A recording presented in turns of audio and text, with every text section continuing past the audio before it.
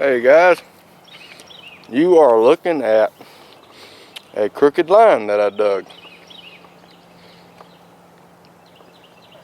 It's a little crooked, but it'll do. This is the first stage of my drip irrigation. Over on the other side of them mulch piles there is my garden. Alright, let's follow this. We're going down.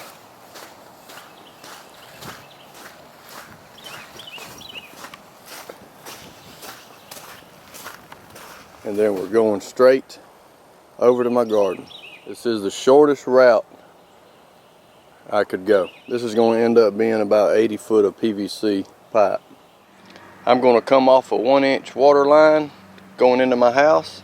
I'm going to come off my house and run 3/4 inch PVC schedule 40 all the way to my garden. Alright guys, let me show y'all what I bought. I bought about 100 foot of 3/4 inch schedule 40 PVC pipe. And to hook those together, I bought some 3/4 inch couplings. And to come off the 1-inch line underneath my house, I bought a 1-inch to 3/4 inch T. And to do all the bends and curves, I bought 5 of these 90-degree elbows. And you always want a shut-off valve on any pipe you put in. You want to be able to shut it off so you can do maintenance or any type of repairs to your pipe. And you can't leave your cement or your primer out. Trust me, I've been through this. I did not cement some pipe a while back and I paid for it. See how I done these 2 joints here? You just want to make sure they're clean. And I did on the inside of the couplers also. Then after you clean your PVC, you want to use this PVC cement here. And you put that on and then you slide your fitting on and turn it. Then you turn it about 1/4 of a way and then it should stay there. Alright guys, for the part going underneath my house, I'm going to have to step it up about 1 foot because I'm burying it on the outside of my house and I'm laying it on top of the ground under my house. So I have to use a 90-degree elbow. After your primer is dry, you want to get your cement. This is the step you do not leave out. Get your cement. Glue the outside. Then glue the inside of your elbow. Now, put it on kind of sideways. Make sure it's on all the way and then turn it about 1/4 away. Alright guys, let me do another one for you. Take your cement around. Cement on the inside of your coupling here.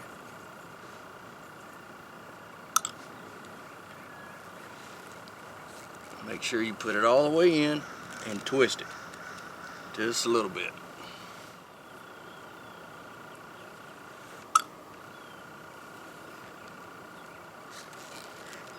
There you go. Alright guys, I've got all that primered and glued.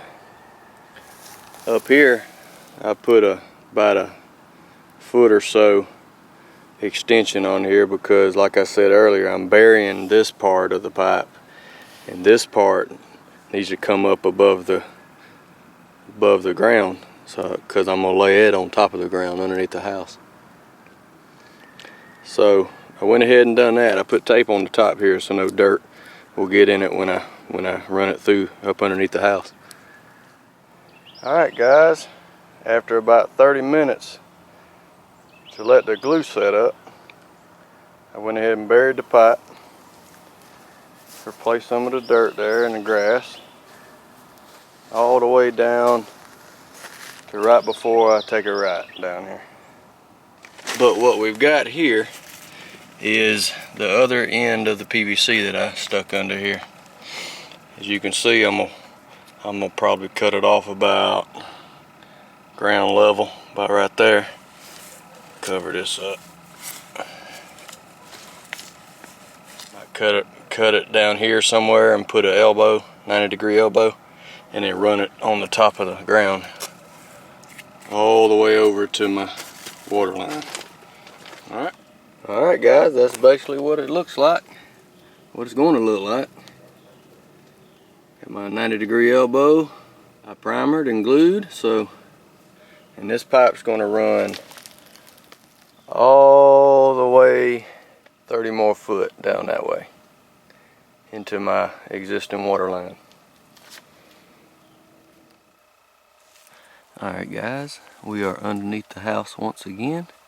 This is my main line coming into my house, and right now I'm going to connect the T that will feed the drip irrigation line.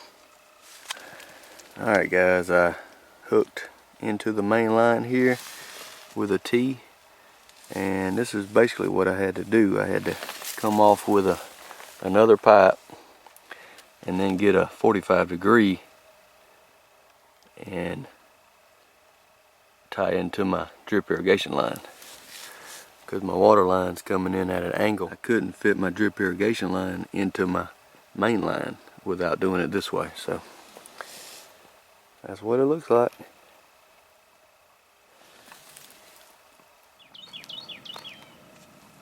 I put a shut-off valve underneath my house here because I didn't want to put a box out in my land somewhere where somebody could hit it with a lawnmower or a weed eater or anything.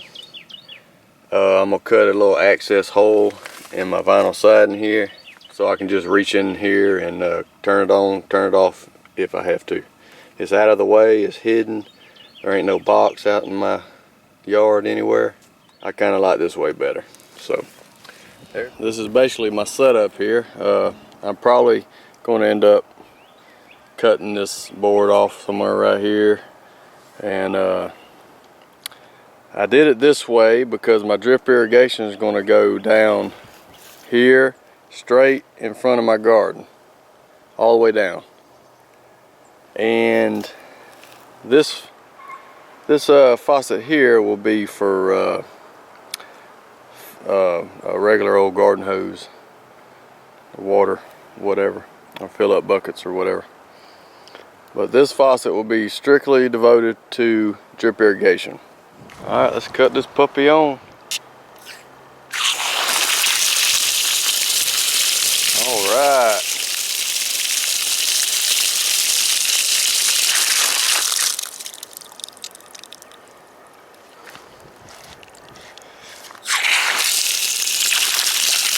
Woohoo! We've got water. Alright guys, that will conclude part 1 of the drip irrigation, and we will see you on part 2. Thanks for watching. Bye.